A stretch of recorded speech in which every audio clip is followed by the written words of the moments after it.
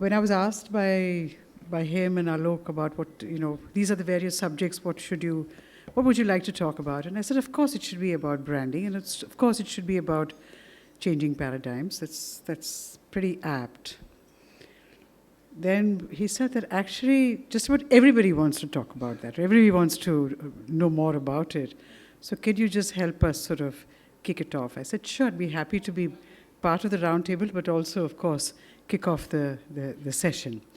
So first of all, I'm Preeti Vyas. I run a branding design company called Vyas Giannetti Creative. It's strategic branding and communication consultancy. We've been around for about 27 years. And we have a pretty wide portfolio. How do I play this? So, this is just so that you get to know the kind of brands one has had the exposure to.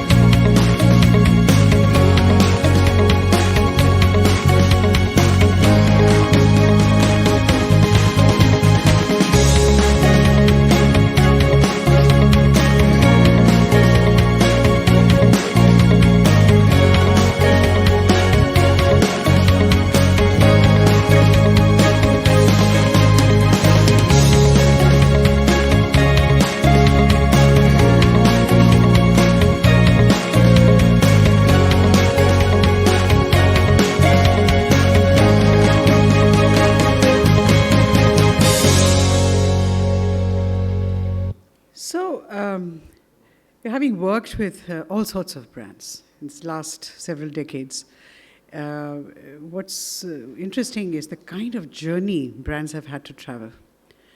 Whether you're a large corporate or whether you're a small startup, you're always navigating different kind of audience mindsets and in different paradigms of trends, of sociocultural shifts and so on.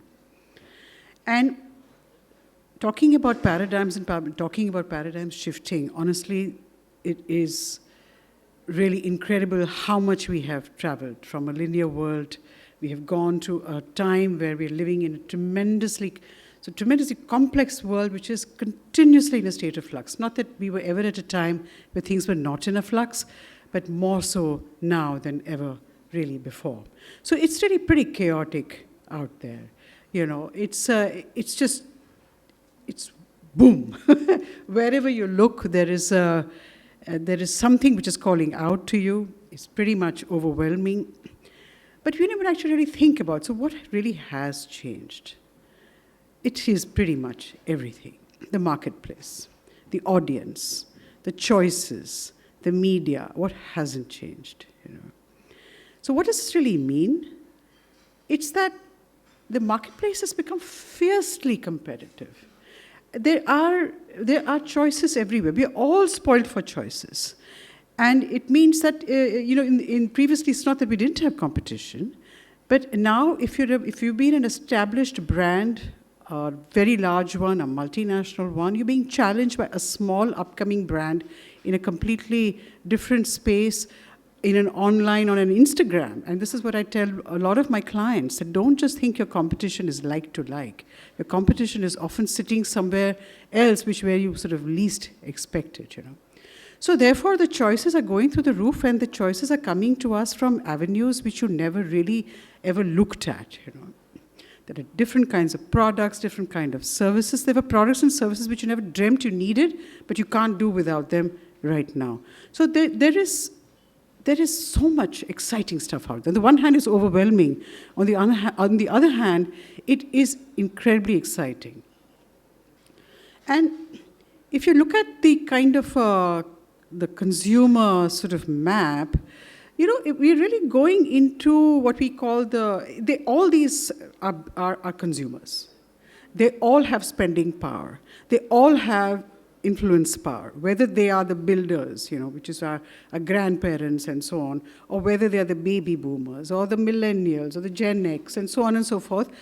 Of course, they all continue to be our consumers, but all that we now get as brand builders, as people who are out there as marketing heads, as CEOs, is that how do we sell the same product and same service to a different layer of an audience, which has a different mindset, which has a different approach, which has a different approach to spending money, and so on and so forth. So, just the art of storytelling has become ever so complex. It's very, very difficult to navigate, So the consumers have evolved, and they all continue to be relevant.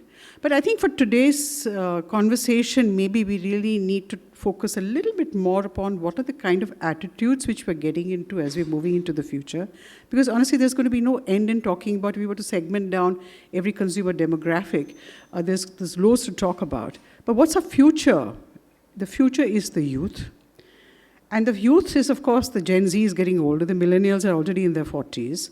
So now we're talking about I think the alpha generation and so on. But a lot of things are pretty much, I think some of the insights we should probably, in today's forum, discuss a little bit more, which is that I think people are looking for something which is definitely always attractive, always cool, from their brands. They're looking at brands which are like the previous discussion which we had about sustainability and so on, certainly increasing interest which is moving in that zone, and individuality. I think people want to be understood and be respected as individuals. Does it talk to me? Does it talk to my sensibility? Is it somehow, asking me to participate, or do I feel like I'm participating, And I don't mind looking at brands who are endorsed by celebrities, but do they stand for the same things that I stand for? So I think that these are some of the insights, and I'm sure as we discuss more later today, we'll kind of, get more into that, So clearly, we are talking to a generation which is very informed, very connected. They feel they're extremely empowered. Whether they are or not is a different matter, but they feel they're empowered. Why? Because they can get their opinions out there, and they have a lot of opinions, And this is something that we see, which is, of course, we've never seen before. So yes, indeed, how do we want to position our brands? Indeed, they should be appeal to our humorous side. They should be relatable. They should not be lecturing. Content that reflects the values of the brand. It can inform me. It can tell me without talking down to me. And I think that's something which directly tells me, it's easier for me to understand what you do so that don't make me work too hard to make me understand what you do. And essentially something which is contextual, that appeals to my sense of what my trend is, something that I relate to as of now. So it needs to be really fairly with it, So there's so many different factors of course, decision making, but from consumers, but increasingly the brand custodians themselves. I mean, look at this example of Amazon. where the employees themselves actually said that the brand needs to stand for something. The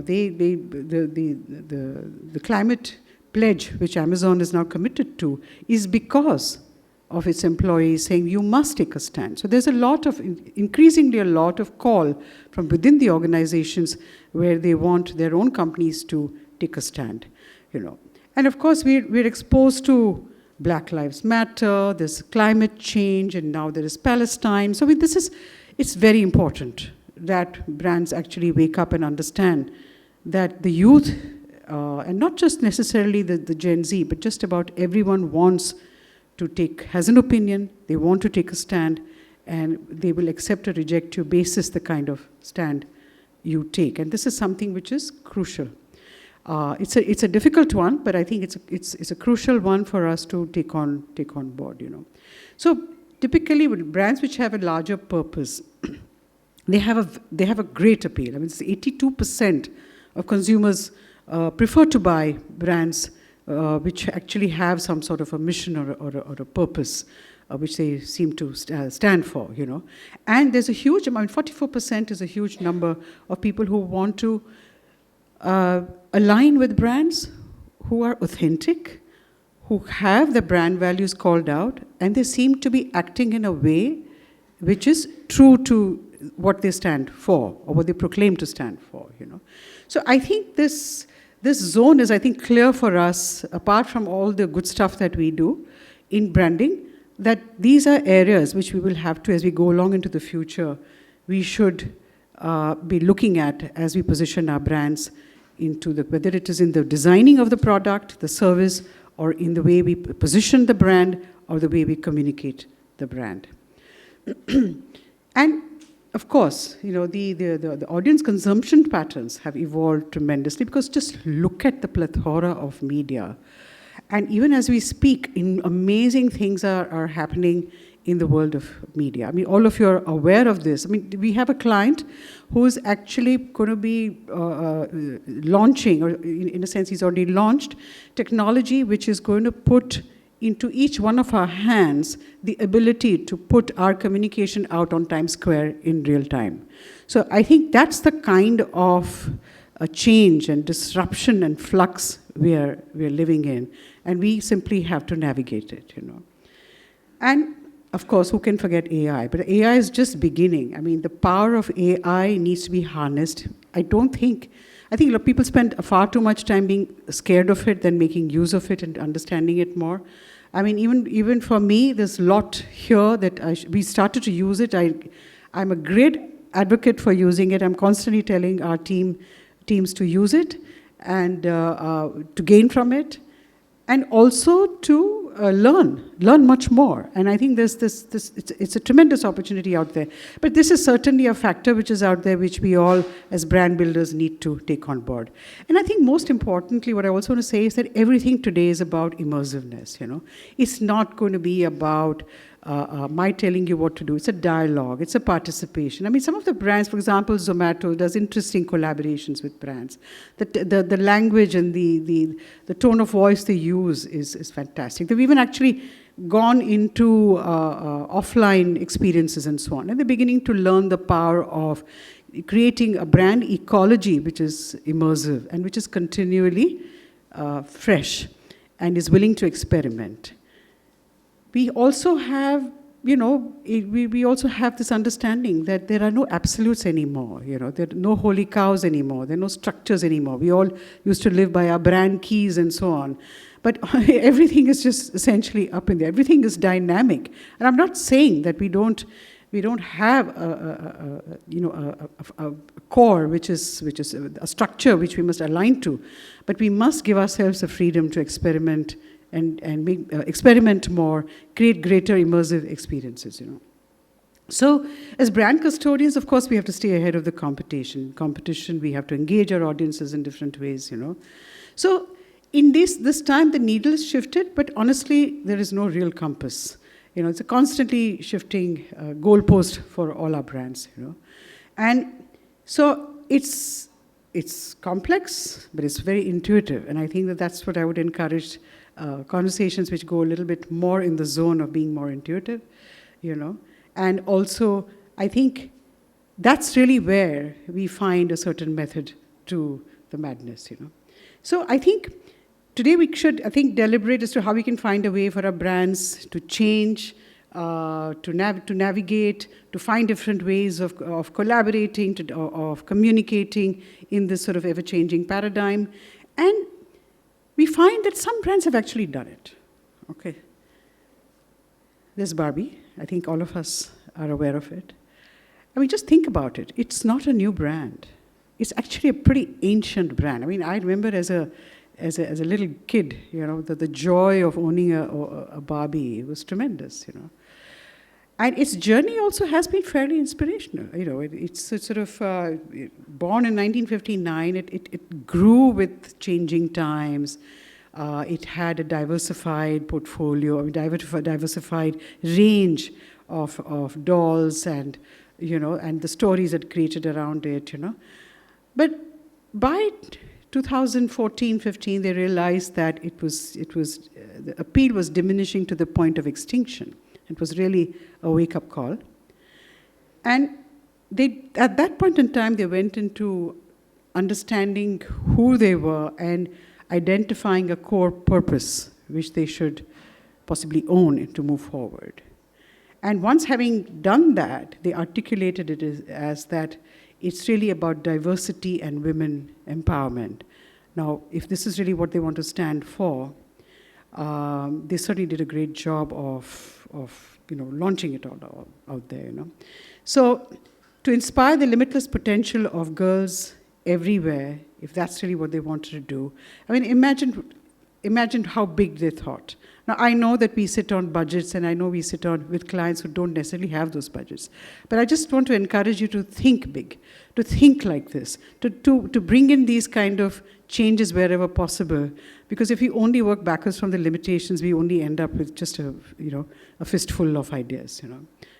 So here is what an amazing product placement. The product itself is the movie. Okay.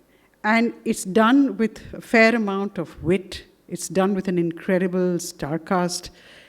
Done with tremendous amount of humor. And they've obviously kept in mind the whole new generation of audience out there without losing the old generation, which is typically the fear that most marketers have, is that how do I embrace the new without losing the old? And so this is really pretty much the kind of brand architecture they created through the story. And most importantly, I mean, they all made us actors into this marketing journey. Everybody was into the pink. Everybody was doing participating in stories of pink. And of course, you know the kind of brand partnerships they had, the kind of experiential touch points they had. They used every possible medium and explored it to the hilt to make it engaging. And I think what I'd like to also bring here is that it's not just about having a medium, not just about owning a medium. It's not just about putting in so much money that I want to be, carpet bomb them with my brand. No, it is about, if you have the money, great, then carpet bomb them with your brand, which has a great idea backing it. And I think that's what we miss a lot these days, is that the creativity in the new media domains is tremendously lacking. The kind of creativity which is what we used to see when things were a little bit more linear. We're not finding the same kind of let's break the mold kind of creativity in, for example, in the digital zone. I mean, look at the kind of an opportunity that Barbenheimer threw up, right? I mean, when two movies are both fighting for the same sort of attention, and both being covered. I mean, Barbenheimer was like a stroke of genius, where they actually said, let's own both, and which they did. So anyway, enough about that. But I just thought this is a great example. So of course we know that the sales went up, but most importantly, it just put the brand right back into relevancy and saliency. So anyway, it's time to begin our round table. So let's talk about changing the paradigms of branding. Let's share insights and experiences and convert our challenges into opportunities. And let's discuss possible scenarios and how to sort of address them. And most importantly, let's have fun doing it. Thank you, ladies and gentlemen. Well, thank you so much, Preeti. I hope I have that honor addressing you by the first name, though I'm still very, very bacha in front of you. But that was a great presentation, and I also happened to see our logo there, the World Brand Congress logo, which you had done. So that came right at the end when we was going, and I was just telling the young lady here that our logo was, she said, that's ancient. I said, that's what I am. So it's pretty old. It's been 12 years that you launched that logo with Designomics, and those were the times we worked with designers, and you used to curate an actual event purely on Designomics. So thank you so much.